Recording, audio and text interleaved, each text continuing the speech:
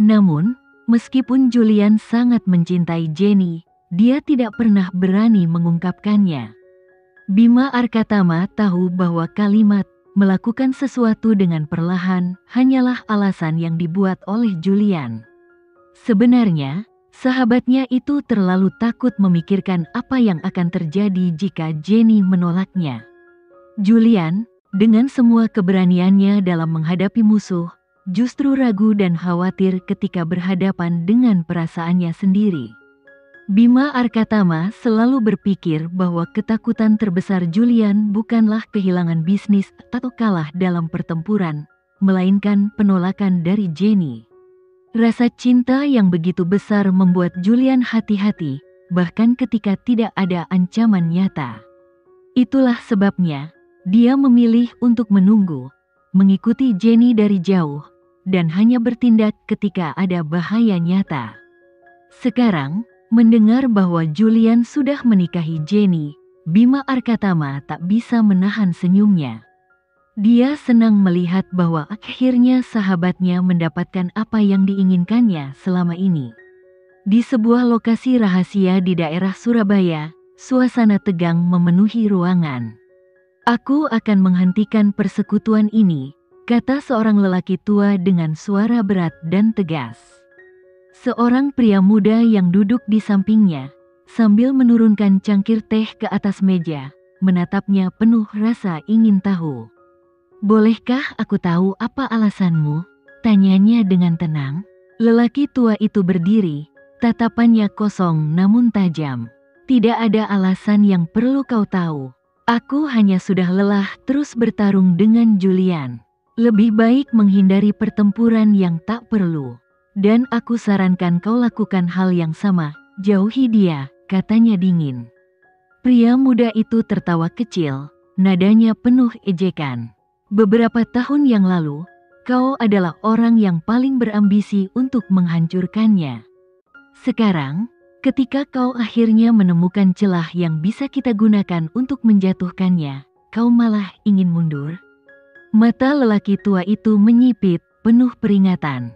"Apa maksudmu? Kau tahu sesuatu?" Pria itu tersenyum penuh keyakinan. "Siapa yang tidak tahu? Semua orang di dunia bawah sudah mendengar kabar bahwa sang raja akhirnya menikah. Dan beberapa dari kita tertarik untuk bertemu dengan istrinya.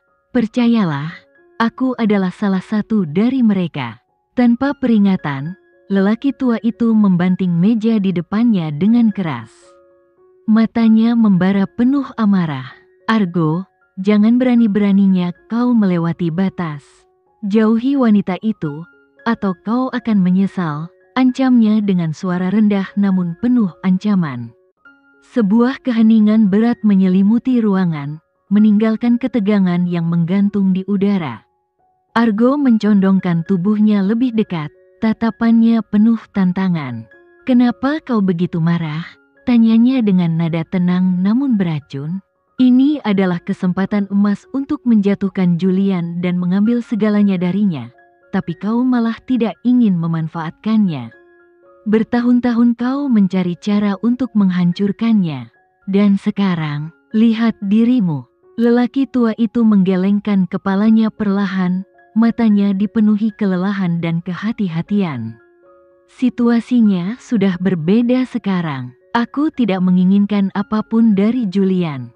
Dan aku sarankan kau juga melupakan hal ini." Argo tertawa kecil, penuh ejekan. "Kau pikir kau bisa menghentikanku? Pertunjukan ini baru saja dimulai." Lelaki tua itu menyipitkan mata, jelas terganggu, tapi memutuskan untuk tidak menanggapi lebih jauh. Dia bangkit dan meninggalkan ruangan, membiarkan Argo dengan rencananya sendiri. Meskipun lelaki tua itu telah memutuskan hubungan dengan Argo, rekannya yang telah bersekongkol dengannya selama 3 tahun untuk menghancurkan Julian, dia tahu tidak ada yang bisa menghentikan Simon sekarang. Dia menghela napas berat, mengingat betapa kejam dan tidak tahu malu Argo. Dulu dia tak pernah menyukai Julian, tapi sekarang keadaan sudah berubah. Mungkin dia tak lagi ingin menjatuhkan musuh lamanya, tapi dia tahu Argo akan tetap melanjutkan rencananya yang kejam. Dengan kesadaran itu, lelaki tua tersebut berpikir dalam-dalam. Dia harus memperingatkan Julian sebelum Argo berbuat lebih jauh. Sementara itu, tanpa mengetahui bahwa pernikahannya telah menimbulkan kekacauan di Bagotama antara musuh-musuhnya, Julian duduk di ruang rapat, tampak tidak sabar.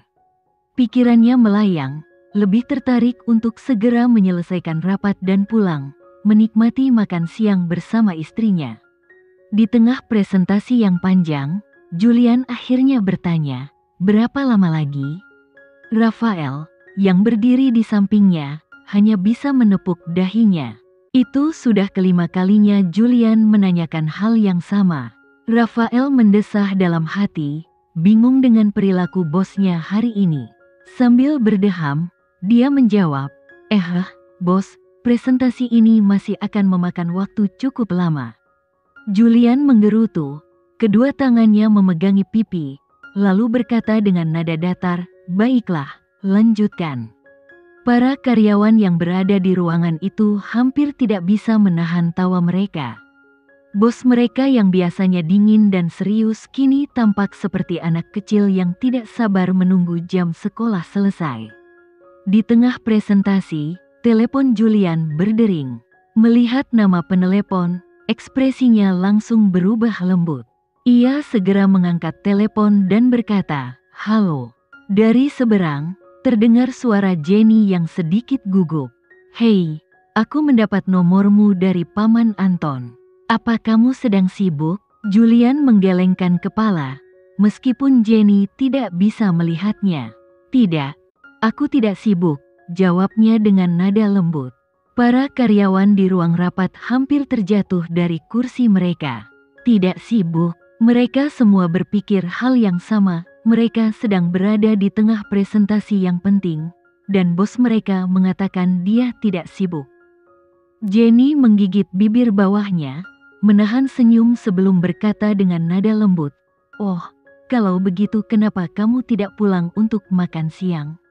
Aku sudah menunggumu." Mata Julian langsung berbinar penuh kegembiraan mendengar bahwa istrinya menunggu di rumah. Tanpa ragu, ia menjawab cepat, "Aku akan sampai dalam 15 menit." Begitu panggilan berakhir, Julian dengan cepat meraih kunci mobil di atas meja dan berkata tegas, "Rapat ditunda." Tanpa memberikan penjelasan lebih lanjut, dia bergegas keluar dari ruangan, meninggalkan semua orang yang hadir dalam keadaan tercengang. Rafael hampir tidak bisa mempercayai apa yang terjadi. Bos yang terkenal disiplin ini terus-terusan memotong rapat demi makan siang. Jika terus seperti ini, bagaimana mungkin perusahaan sebesar Bagotama Corporation bisa bertahan? Pikir Rafael dalam hati, setengah panik. Sesampainya di rumah, Julian melihat Jenny duduk manis di ruang tamu, membaca majalah dengan tenang. Senyum cerah menghiasi wajahnya ketika ia melihat suaminya melangkah masuk. Julian balas tersenyum, berjalan dengan percaya diri ke arah istrinya. Ia membungkuk dan menanamkan ciuman lembut di keningnya, lalu bertanya, "Bagaimana perasaanmu sekarang?" Jenny bangkit, menatapnya dengan lembut.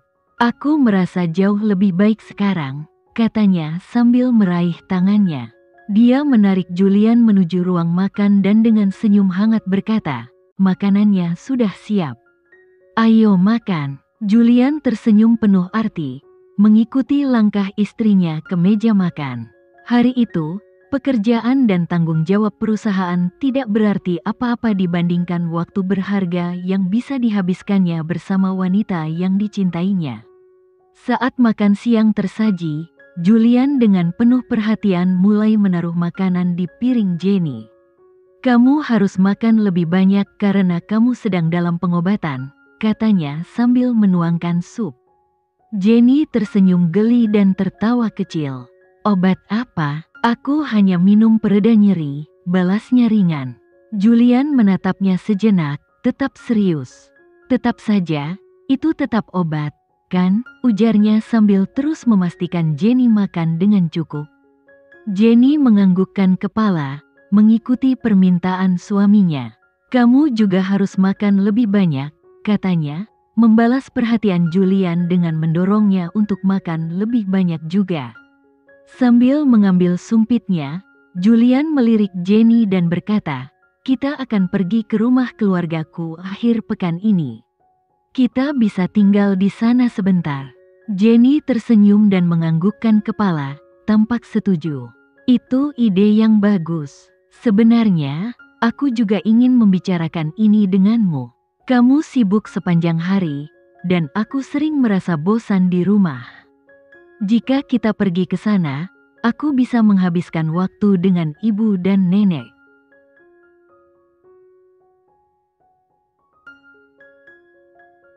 Sekian dulu ya video kali ini, kita lanjutkan lagi videonya di lain waktu.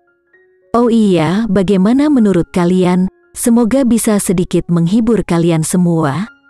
Untuk teman-teman yang baru nonton, jangan lupa subscribe ya, hehehe. Dan kalau teman-teman ada yang ingin gabung langganan, bisa langsung gabung saja untuk dapat fitur yang menarik dan sedikit membantu Mimin. Terima kasih banyak sudah menonton, sampai jumpa lagi, bye bye bye.